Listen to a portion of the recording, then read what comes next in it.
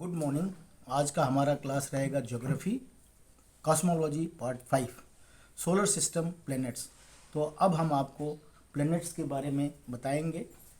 जैसा कि आपको पता है कि पहले मैंने आपको मरकरी के बारे में बताया था, आज हम डिस्कस करेंगे वेनस के बारे में। तो Venus it is also known as a Earth twin. It is slightly smaller than Earth, approximately 500 kilometre less in diameter।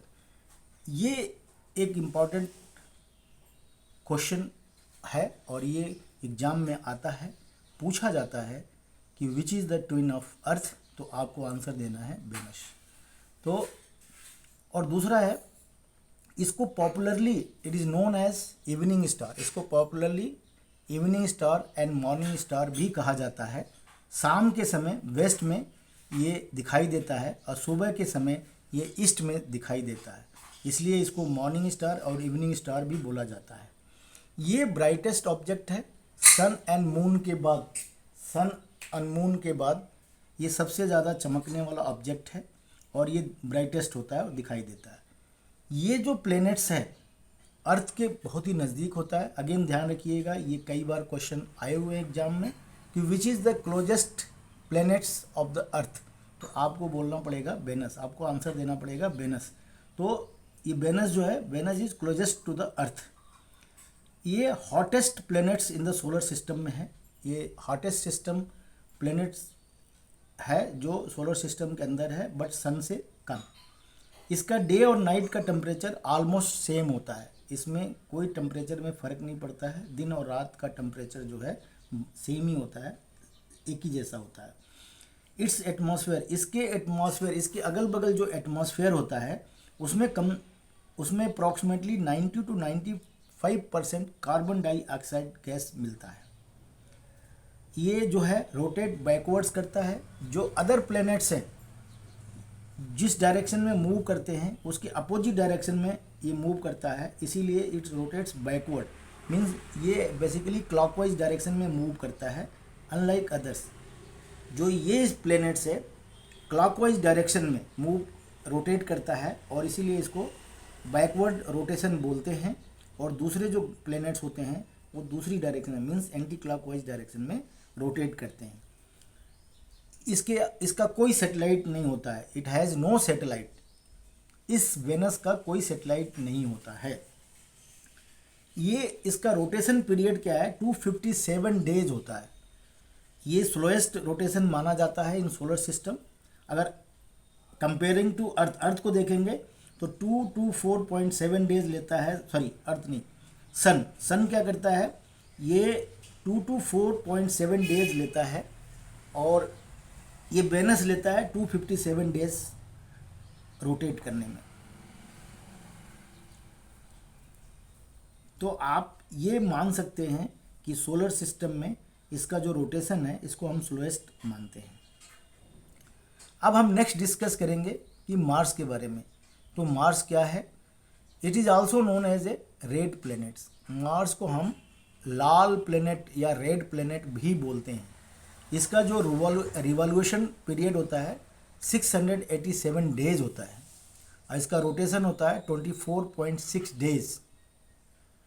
और ये इट हैज़ थिन एटमॉस्फेयर। इसके अगल बगल जो एटमॉस्फेयर होता है वो थिन होता है और जो नाइट्रोजन और आर्गन जो गैस होते हैं इनसे मिलके बना होता है। पॉसिबिलिटी ऑफ लाइफ, ये साइंटिस्ट ने अपने एक्सपेरिमेंट में या खोज में ये महसूस किया है कि वहाँ पे लाइफ हो सकता है।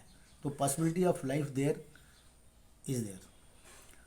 हाईएस्ट माउंटेन, वहाँ पे माउंटेन भी देखा गया है जिसका नाम निक्स ओलंपिया माउंटेन बोलते हैं और ये माउंटेन 3 गुना एवरेस्ट माउंट से ज़्यादा ऊंचा होता है। इसके 2 सैटेलाइट होते हैं। Satellite number 1 is Phobos and satellite number 2 is Deimos. तो फोबस एंड डिमॉस इसके अपनी सैटेलाइट्स हैं। तो मैं उम्मीद करता हूँ कि आपको ये दोनों प्लैनेट्स के बारे में अच्छे से समझ में आ गया होगा। और याद रखिए, इनमें से क्वेश्चन आते हैं और आए हुए हैं और आते हैं, तो इसको आप ध्यान से पढ़ें। वैसे मैं आगे आपको एक टेबल दूंगा जो शॉर्टकट ट्रिक्स होंगे कि उसमें से मैक्सिमम क्या क्वेश्चन आते हैं, इंपॉर्टेंट क्वेश्चन, बट फिर भी मैं आपको कहूँगा कि इसको बार बार पढ़े और ठीक से पढ़े और ध्यान से पढ़े। चलिए नेक्स्ट प्लैनेट्स के बारे में हम डिस्कस करते हैं। That is next is Jupiter. Jupiter is largest of all planets, मतलब जितने भी प्लैनेट्स हैं सोलर सिस्टम में वो सबसे बड़ा होता है, और सारे प्लैनेट्स को मिलाने के बाद जितने मास होते हैं उसका 71% मास जुपिटर के पास होता है, इसलिए इसको लॉर्ड ऑफ हेवंस भी बोला जाता है। और ये टू मैसिव, इतना मैसिव होता है, solidified, too massive to solidify as a planets but not massive enough to develop nuclear fusion. मतलब ये कहने का मतलब इसके पास इतना मास होता है कि सॉलिड तो हो जाता है, लेकिन इतना बड़ा भी ज़्यादा मास नहीं होता लाइक ए सन कि उसमें न्यूक्लियर फ्यूजन होने लगे और ये हीट जनरेट करने लगे। It's gives more energy that the received from the sun because of heat inside. कहने का मतलब कि सन से इसको एनर्जी मिलती है, लेकिन जितनी एनर्जी मिलती है उससे ज़्यादा एनर्जी ये रेडिएट करता है, आउट करता है, क्योंकि इसके अंदर खुद भी हीट होता है, बट नॉट लाइक ए सन। इसके अगल बगल एटमॉस्फेयर होते हैं, और एटमॉस्फेयर में क्या क्या होते हैं, ये hydrogen, helium, methane and ammonia जो होती है इसका पार्ट्स होते हैं जो एटमॉस्फेयर को बनाते हैं। ये इस जुपिटर पे, इस प्लैनेट्स पे ग्रेट रेड स्पॉट भी डिटेक्ट किया गया हुआ है, और ये इंडिकेट करता है कि इसके इनसाइड भी हीट है, जिसकी वजह से रेड स्पॉट भी। इसका जो रिवॉल्यूशन होता है ये 12 ईयर्स होता है। रिवॉल्यूशन पीरियड इसका कितना है, 12 ईयर्स है, और रोटेशन पीरियड इसका कितना है, 9.8 आवर्स। मतलब fastest in solar system. Solar system में सबसे ज़्यादा तेज़ी के साथ रोटेट करता है, और रोटेशन पीरियड इसका बहुत ही कम है, 9.8 आवर्स है। इसको एक रोटेशन को कंप्लीट करने में 9.8 आवर्स लगता है।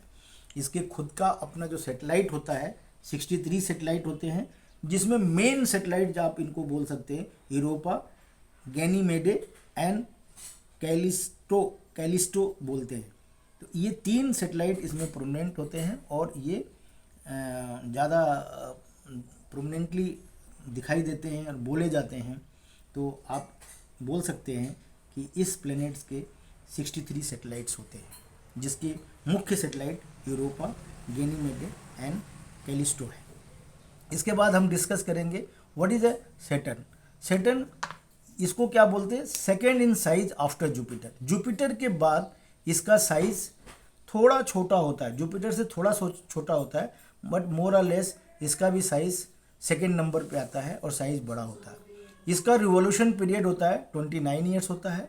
रोटेशन इसका पीरियड होता है 10.3 आवर्स होता है, एंड इसकी डेंसिटी सारे प्लैनेट्स से कम होता है, और लगभग 30% less dense than the earth. Earth से 30% ये लेस डेंस होता है, और इसके 3 वेल डिफाइंड रिंग सिस्टम होते हैं।